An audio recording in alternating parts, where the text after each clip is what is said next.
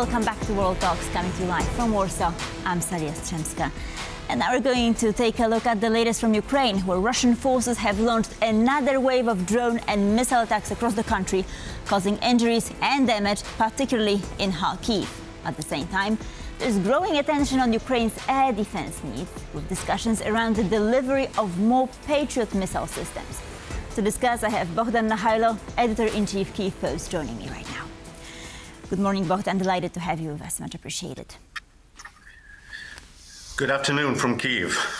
So a series of Russian drone attacks, the largest one to date on Kyiv on Friday, another one on Kharkiv this morning.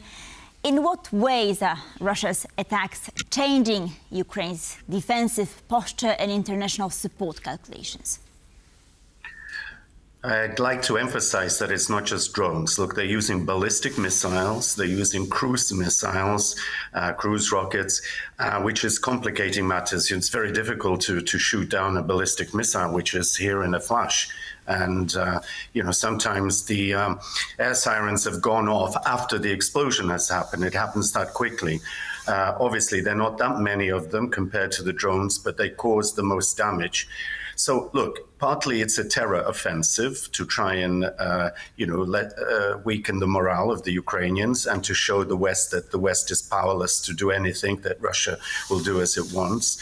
Secondly, some of the attacks have been aimed at not so much energy infrastructure this time, but transportation hubs. Small airports, which probably are suspected of having Ukrainian military planes on them, and also railway lines to cause chaos and disrupt transportation. So, the messages have been very clear over the last week or so, even the last 2 weeks, that Putin is stepping up the offensive, is in no way considering a ceasefire, and he wants all or nothing. He wants peace on his own terms, that is Ukraine's capitulation, America's going along with it, and for Europe to back out and say, well, we couldn't do anything about it because America pulled out. So that's basically it, but there are some positive developments. Right, and let me ask you about the Ukrainian response to these Russian attacks, and I mean Ukrainian attacks on the Russian territory. What do we know thus far, if you could tell us more? Well, the difference is that the Ukrainians are targeting not civilian targets. There's not this indiscriminate bombing that the Russians are showing by and large. Like 2/3 of their attacks are aimed at cities, at towns. We hear occasionally in the West about the attacks on Kyiv or Kharkiv, but as you've mentioned yourself, other cities are being hit. Zaporizhia, overnight, Mykolaiv, the port city, smaller cities, Sumy, Chernihiv, Lviv, Zhytomyr, etc. So this is ongoing. The problem for the Ukrainians is that they are running out of air defense ammunition, so to shoot down these things.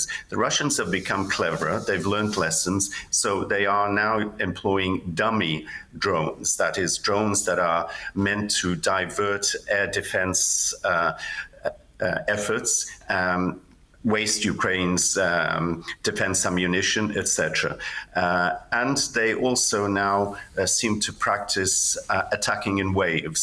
They will send one wave of drones, then dummy drones, then cruise missiles, then ballistic missiles, and then hit again where they've hit, hoping to injure the hospital workers, the relief, the rescuers, etc. And many of the new casualties now are people who have gone in to rescue victims and then are hit as they are rescuing the victims of an hour or two earlier. Right, this is absolutely awful. Let's zoom in on these much discussed phone conversations that Trump held with both Putin and then subsequently Zelensky. So Trump said he was very disappointed with Putin after the call. So does this suggest rising tensions in the US-Russia relations, and can this translate into some actual repercussions? I mean, do you think that the US will finally introduce sanctions on Russia, for instance? Look, I think the bottom line is that Trump is losing patience. He's been belittled. He's been humiliated by Putin. He's not the all-powerful magician waving his wand that can bring peace or a ceasefire. Putin has made a mockery of him by continuing to step up attacks, not reduce them, and not really take America's warnings into account.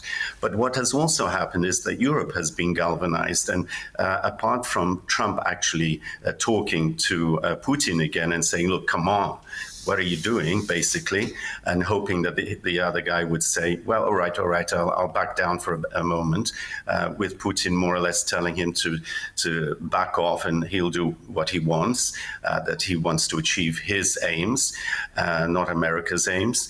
And the pressure on both Putin, but especially Trump, has grown from other parties involved. Look, we've seen Macron phoning Putin.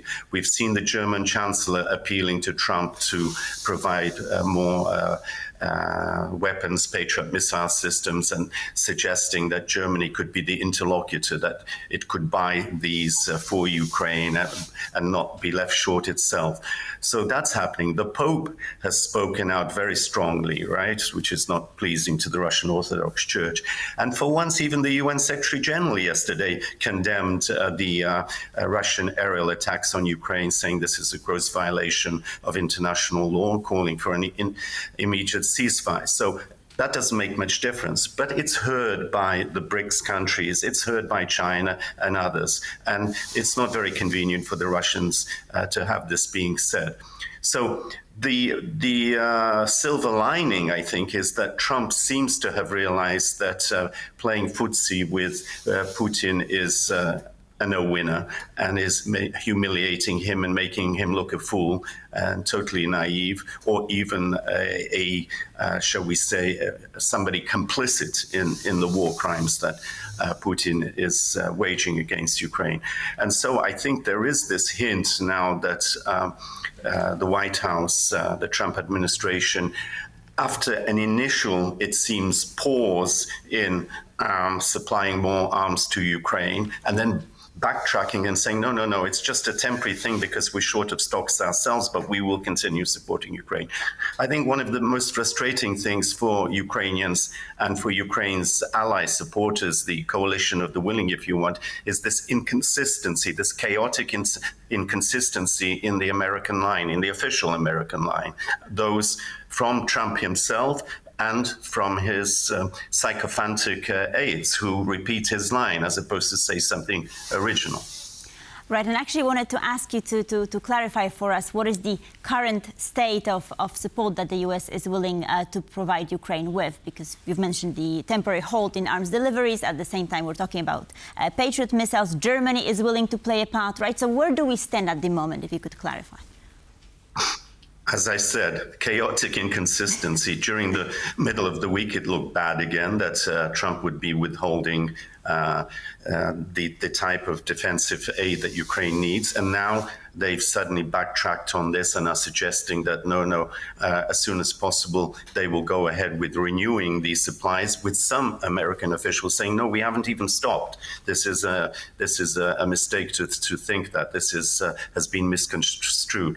So I think that after Zelensky's talk with Trump, after Trump's disappointment and humiliation after his talk that preceded it with Putin, I think that there is a glimmer of hope that the Americans, or rather the American leadership, not the American people, will again be a little bit more consistent in their support of Ukraine, and if not supply everything themselves, make it possible for Ukraine's European allies, not just Germany, not just France, Poland, others, the Balts, the Danes, the Dutch, the Finns, Canada, South Korea, Japan, to play their part. But clearly, we cannot afford a situation of America simply standing on the sidelines and still trying to appease Putin. And we may have turned a corner. I think that is the hope in Kyiv after Zelensky's favorable assessment of his last talk with Trump, which he said was the best one he's had so far with the American leader. Perhaps this is slightly off topic, but we all know that Trump is a businessman, and you have reported recently that American businesses in Ukraine are being damaged by Russian attacks. Over half of about 600 members of the American Chamber of Commerce were affected. So what does this mean for foreign investment and, of course, Ukraine's long-term recovery? But perhaps it could also provide a stimuli for Trump to act, right? Yes, I think the American Chamber of Commerce here and its president, Andy Hunter, made a very smart move. They filmed a statement, in effect, an appeal to the American leadership saying, look, what's happened overnight. And it's not just the Ukrainian people that's suffering. It's your vital interests, your businessmen, your investments, along with those of other countries that are being hit and battered by this. Incidentally, the Polish consulate was hit that night, as you probably have reported. So I think that's a smart move because it turns attention away simply from the horrific pictures, of children crying in the underground, seeking shelter, and destroyed buildings, corpses. I think to hit home and to get the message across to the inner circle, the business-oriented business circle around Trump, it's necessary to show that, look, you want something from Ukraine in the long run. You've made this minerals deal.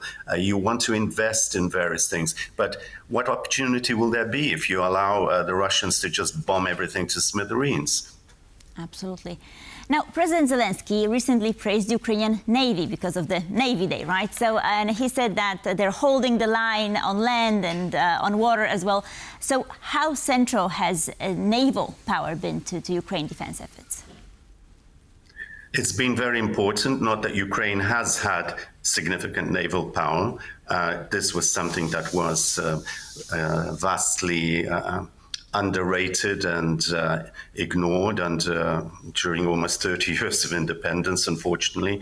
And Russia was allowed to build up its own naval base in Sevastopol, which it was theoretically sharing with the Ukrainians.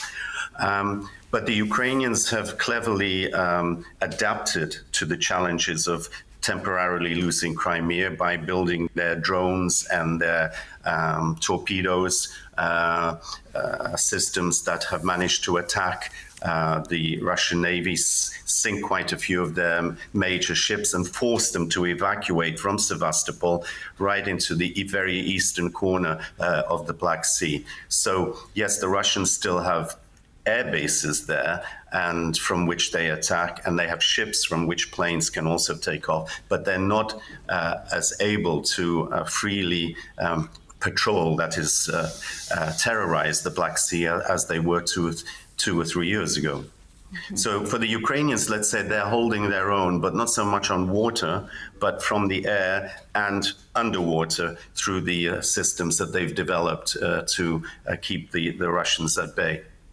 Bohdan Nahaylo, Editor-in-Chief, Kyiv Post, thank you so much for joining us today and for shedding more light on this issue. It's much appreciated. Thank you. And thank you for watching World Talks. Please stay tuned for more here on TVP.